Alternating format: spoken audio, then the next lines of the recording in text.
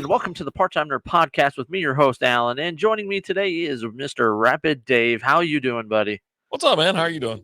You know what? I'm just living the dream. Living the dream, except for the fact that here we are to talk about Jingle All the Way 2, the 2014 movie um, starring Larry the Cable Guy.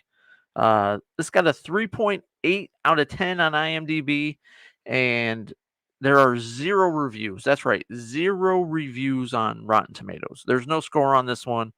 I guess the critics don't review straight to DVD movies. Who knew? Yeah, I don't get it. At least throw a review out there and just say it sucks. Of all these movies, I've never seen this one. As big of a fan of Jingle All the Way, I've never seen this movie. Me either. This is our first time watching this one, and I kind of wish I didn't. I mean, I put it on. Now, there's some movies that I've turned off, and I'm like, I'm done. I'm not watching anymore. This one I left up. It was just kind of, listen, I got my fill of Larry the Cable Guy in the 90s. We're all done. You know what I mean? Him and Jeff Foxworthy and all those other guys. Those are funny guys for back then. I'm not, but his friend Claude, I'm like, dude, this guy, he needs some help with acting lessons or something. I was like watching him go, this guy getting paid for this job? I'm like, man, I might become an actor. Just sit there and be like a sidekick or something. I can do that. This was, you're talking about him in like at one point in time. So you've got Larry. He's a divorced dad who has a great relationship with his daughter. His ex-wife, he definitely outkicked the coverage on that one. Big time. Is married to the richest man in town now. Just got married. What's his name? Victor Baxter. And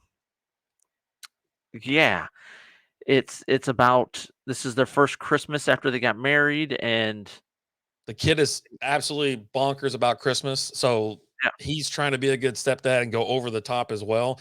He's really way too interested as far as for stepchildren goes. I guess he wants to be a dad really bad, and he wants to be a good stepdad. So it's like crazy how much he's talking about it and whatever. I'm like, it's and like he's sticking his nose where it doesn't belong. Like they're sitting there talking about, okay, well, for the rest of Christmas vacation, we'll alternate days. Christmas Eve we get her, you get her for Christmas Day this year. Blah. He's like, wait a minute, what? We don't get her for Christmas Day? Like, no, I had her last year. We alternate years and things like that. He's like, but it's our first Christmas together. What? No, this isn't gonna work. Welcome to being a step parent. Now shut up. First of all, just get your nose out of this business. It's not your business. Second of all, divorced couples don't get along like these two do. Okay. Sure. Yeah. No. That was way too. I've got a theory, and I'm telling you, if the exes, if they're happy, then it's all good. If they're not happy, it's all terrible. It's like, you always want your ex-spouse to be happy, because then she ain't bothering you. You know what I mean? But yeah, they seem to get along a little too well. And then she's writing a letter to Santa at one point, and so Larry, like, he doesn't even change his name for the movie. His name's Larry in the movie. I'll go mail it for you right now so we can find out, because he's kind of in a competition now with Victor about doing Christmas the best. He's like, I'll find out because I'll read the letter. And then his buddy Claude comes. He's like, what are you doing? You're going to read that? That's a federal offense. That was the funniest part of the movie. Like, Claude was, you can't read that. Claude's like, I'm putting my letter in here, and if you read it, I swear to God, we're going to have a problem. Private correspondence. Yeah. I'm like, what's going? He's like, that's a federal offense. You can't do that. I was like, there's not even a stamp on it, bro. Chill. Oh my God. Yeah, it's every step is upping the game. You have Victor that's bringing in like snow machines to have like a snowball fight. Larry goes up to the mountains and digs up a bunch of snow and throws it in a trailer, and it comes back all melted, whatever, and shoots out of that truck very viciously. Like, Victor's got a bunch of lights out front, lives in a big old house and stuff like that. Larry lives in a camper, and he almost burns it down and kills himself hooking up all these used car parts as lights. Right. So it's slapstick at its finest. It is very much that, and it's they're not sure what she wants. Like you can't really read what it is because she's 7, um, and she's not good with words and putting them together and spelling it. So they come to the conclusion that it's this Harrison bear. It's a talking bear that learns your name. Uh, so Victor sends his head of security to go buy them all. So Larry can't get one. Even so much so to where, like at one point in time, he's going to some very extreme lengths to try and get this bear. Like there's this big whole thing at this church where they're giving toys to kids in need, and he dresses as a homeless person, and he feels good because he donates $500 to the charity, uh, but he just wants the bear, and he gets the bear. But then this other guy sends this little kid in to have this whole big elaborate, well, I can't get one this year because, my dad can't afford it because he's in jail. And my mom's in the hospital and we're having trouble paying for that and all this. And Larry's like, okay, well, here you go, kid. And then the kid's dumb because he just immediately goes sucker and starts running. Like, all you got to do is just walk away, kid. You don't have to Right. yell sucker. Um, Well, you but always yeah, got to add injury to insult to injury, right? Like it's like, right. sucker, gotcha. And I'm like, oh my god, what a whip, Yeah. stupid kid. That's why I put down. I go, don't talk to kids. Don't talk to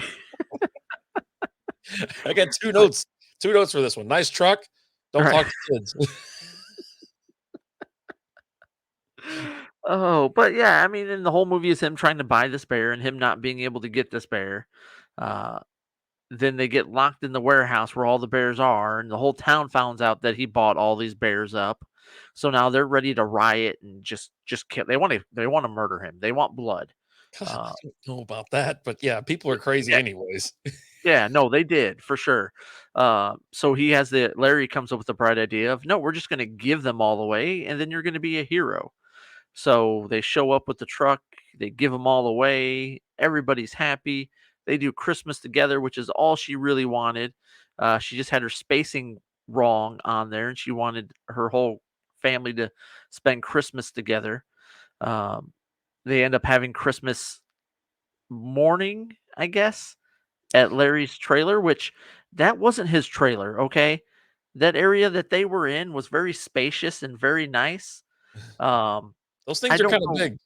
big. We saw the outside of it, okay? Maybe it And we had a saw pop how out big on it the was. other side or a slide or Eh, something like that. or maybe he has 2, because it wasn't that one. Jesus. But, yeah, and everybody's happy, the whole family's happy, and Merry Christmas, Feliz Navidad, you know? But, yeah, you've got another scene where you have a guy, um, trying to sell it with a little person. Yeah. Guy who That runs guy the toy store has a little person who works with them, and they're gonna sell Larry one for $500, but it ends up being this big whole undercover scheme where they bust them all and take him in, and Larry's the hero on that. And then he's like, "Can I just get one of those bears?" They're like, "No, sir, we can't do that. We have to report them." I was like, "I'll pay for it." Nope, nope, can't do that. Sorry, you're out of luck. Thank you though. We oh appreciate it. god, what a whip. Like, poor guy. Just give him the damn bear. That's it. That's all he wants. He just wants this freaking bear so he can give it to his daughter. Um, and make her happy for Christmas and be more loved than stepdad is. That's it. That's all he wants. Mhm. So, but I mean, all in all, I can picture my daughter having a good time with this movie and really enjoying it. This was 100% made for kids, as opposed to I think like the first one. They had both in mind. I feel like with that one, it wasn't as straight to On this DVD one, as you the don't first have a guy that's trying to aggressively seek out a bunch of single moms. You know what I mean? one. No, you don't. You don't. You don't have all the Uh, suggestive, handling up and stuff like that. Like Phil was all over Phil, Liz, whatever her name was. But this one, it's seriously just about the bears. Get find the toy, get it and whatever. But yeah, it's more for kids for sure. It's 100%. I'll have my daughter watch it, and she's gonna love it, and she'll probably end up watching it a couple times, and then ask me about a Harrison Bear, and I'll be like, "They're not a real thing, so just deal with it." You Not got a yet. te- you've got a Teddy Ruxpin. You be happy with that, okay? Oh man, but guys, thank you so much for watching. Like, share, follow, comment, subscribe, all that fun stuff. If there's anything you want us to watch, shoot us over an email, parttimenerdpodcast@gmail.com. Until next time, we'll talk to you guys later. Deuces.